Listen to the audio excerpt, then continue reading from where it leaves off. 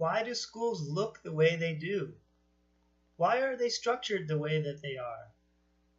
Why do they focus on the things that they focus on? Why do students have to take so many standardized tests nowadays? Why? In this video, I'm going to talk about the following acts and measures of policy that influence education in the United States of America. The Civil Rights Act of 1964, the Elementary and Secondary Education Act, signed in 1965, the No Child Left Behind Act of 2001, and the Every Student Succeeds Act of 2015.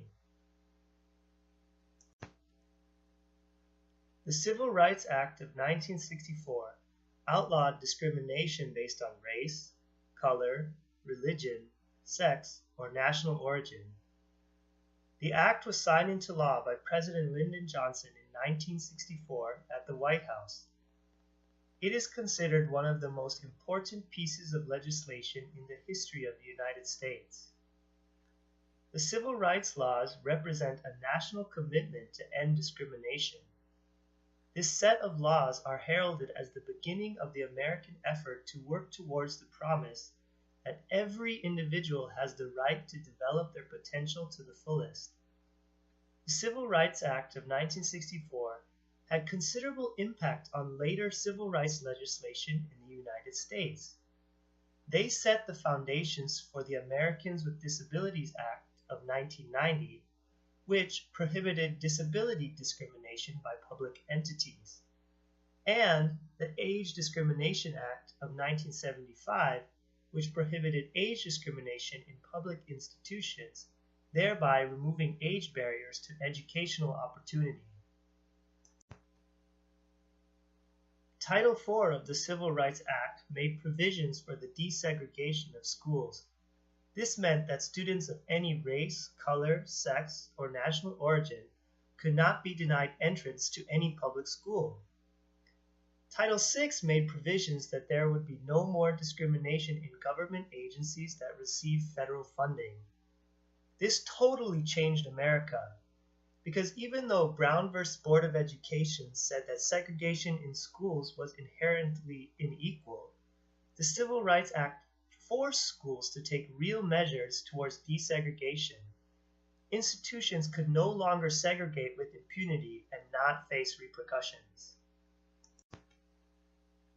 Do you know why public schooling and the resources at schools are free or low cost to Americans? The Elementary and Secondary Education Act is a big part of that. It was a piece of legislation securing funding for primary and secondary schools.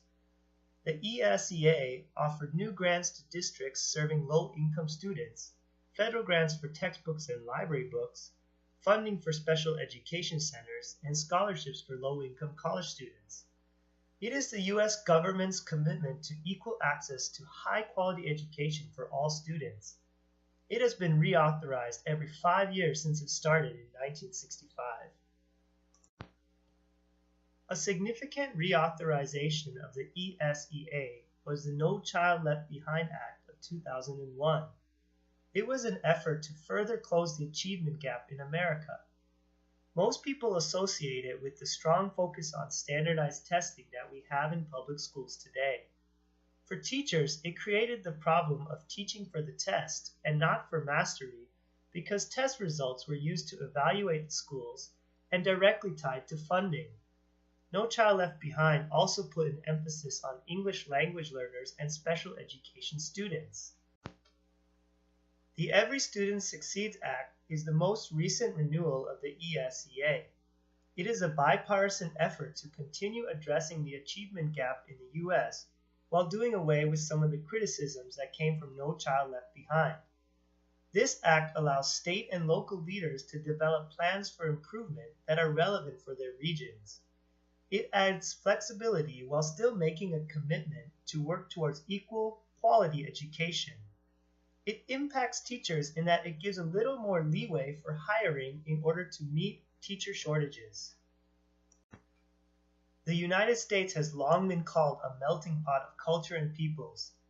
These measures are getting teachers ready to teach in that reality.